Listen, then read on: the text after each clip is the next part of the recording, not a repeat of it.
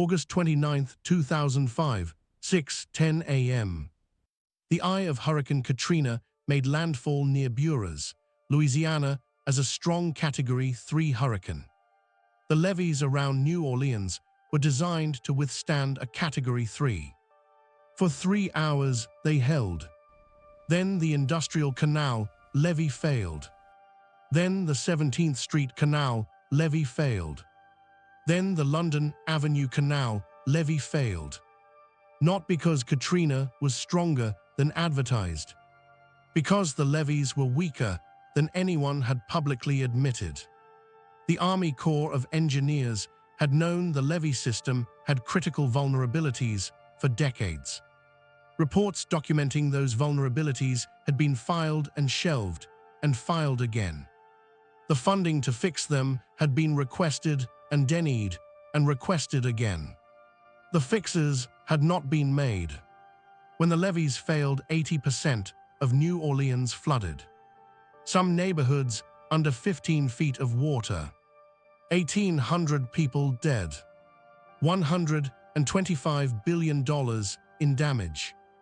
The most destructive hurricane in American history.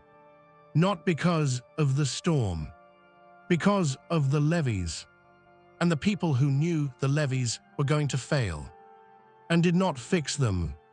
New Orleans sits in a bowl.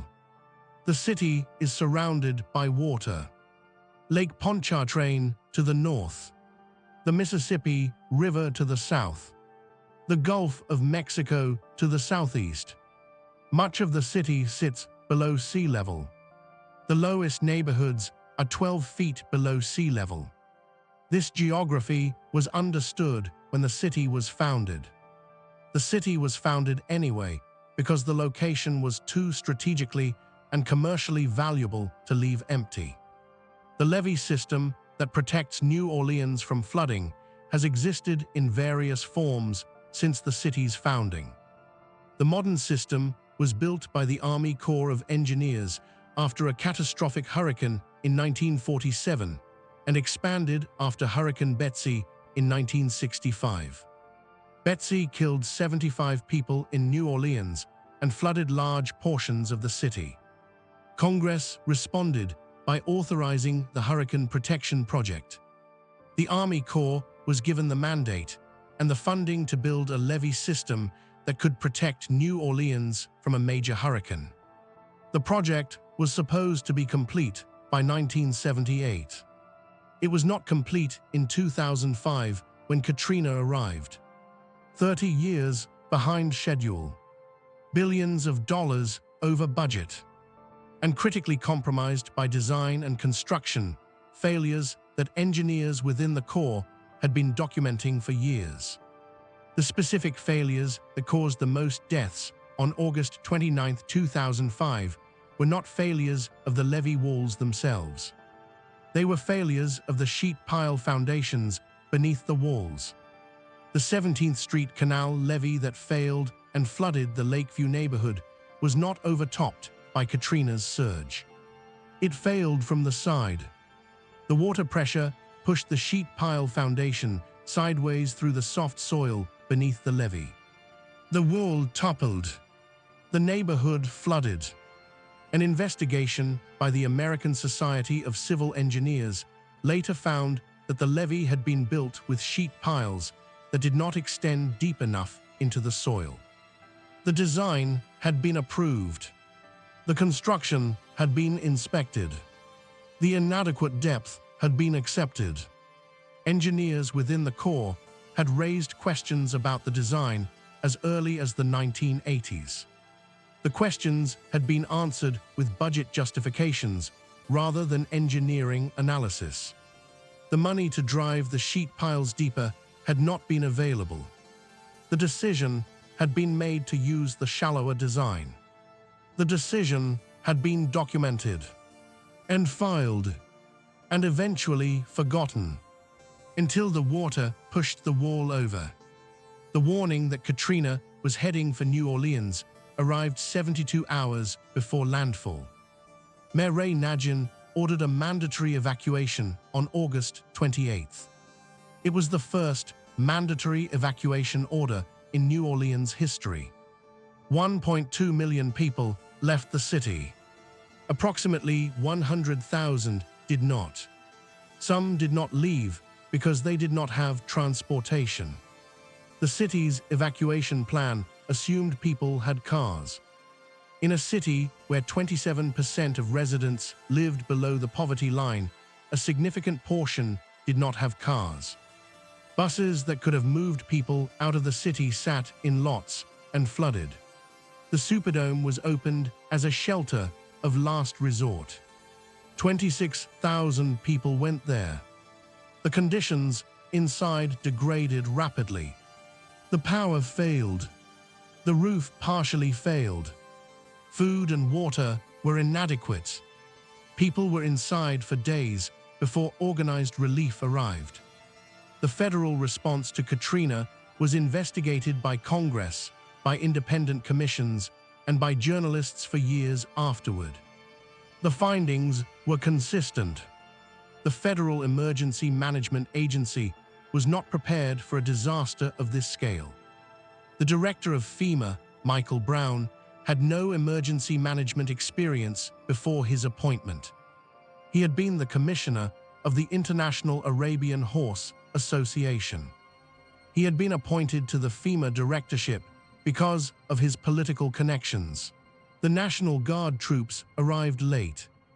The buses arrived late. The water and food arrived late. People died on highway overpasses waiting for rescue that did not come for days. The Coast Guard performed 17,000 rescues in the days after the storm, working with whatever boats and helicopters they had available, without waiting for a coordinated federal response that was not coming. 1,800 people died anyway. The aftermath of Katrina changed American emergency management in ways that are still visible. FEMA was restructured. Its funding was increased. Its director was changed.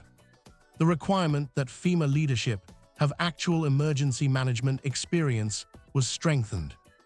The National Response Framework that governs how federal agencies coordinate in major disasters was revised to address the failures identified in Katrina. The Army Corps of Engineers rebuilt the New Orleans levee system, not to the original standard, to a higher standard. The rebuilt system was designed to withstand a 100-year storm, not a Category 3 hurricane that happens to park over the city. A 100-year storm. The cost of the rebuilding was $14.5 billion.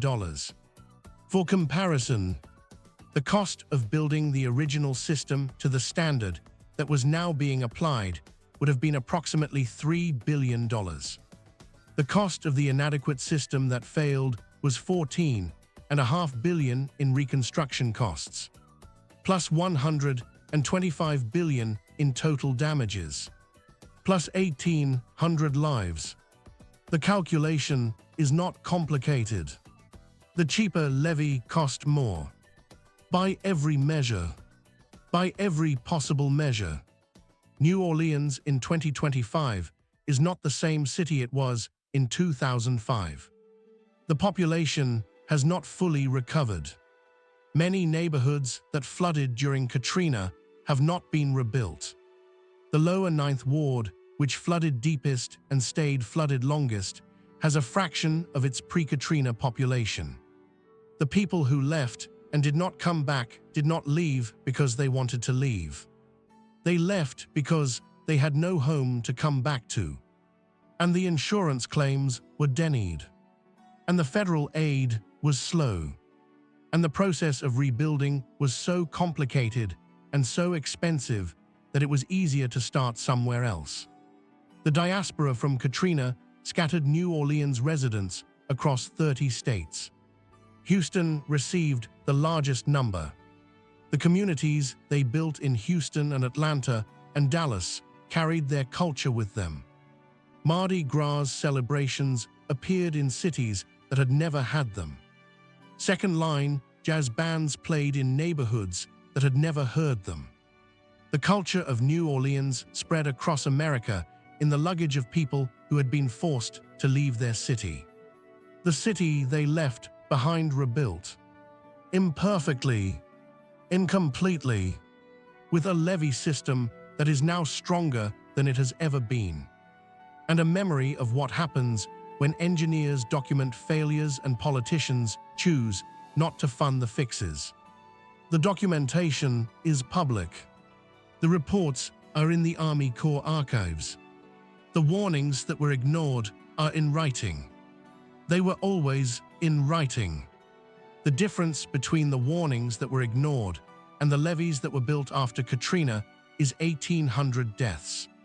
That is the cost of ignoring an engineer's report. Written down, filed, in the archive, still there. Did you know the levee failures were documented for decades before Katrina? Tell me in the comments what you think about the decision to underfund the repairs.